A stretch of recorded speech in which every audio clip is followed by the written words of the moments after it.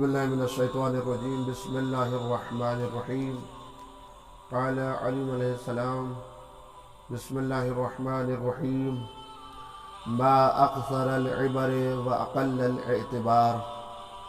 امام علی علیہ السلام جو متقیوں کے سردار جانشین پیغمبر رسول خدا صلی اللہ علیہ وآلہ وسلم ہیں، وہ نہج البلاغہ کی حکمت نمبر 297 میں ارشاد فرماتے ہیں کہ ما اکثر العبر، کتنی زیادہ عبرتیں ہیں، کتنی زیادہ نصیحتیں ہیں، وَأَقَلَّ الاعتبار، لیکن نصیحت پر عمل کرنے والے اور عبرتوں سے عبرت لینے والے کتنے کم ہیں۔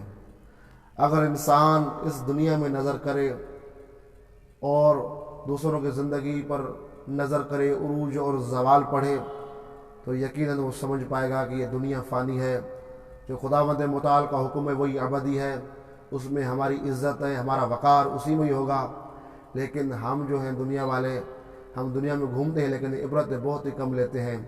یہ جو قبرستان یہ عبرت کا مقام ہے، دیکھتے نہیں ہیں کہ اب بہت سارے لوگ جو بہادر ہوا کرتے تھے، امیر ہوا کرتے تھے، غریب ہوا کرتے تھے، اسی مٹی میں ڈھیر ہو گئے، ان کا کوئی ٹھکانہ نہیں سوائے اس قبر کے۔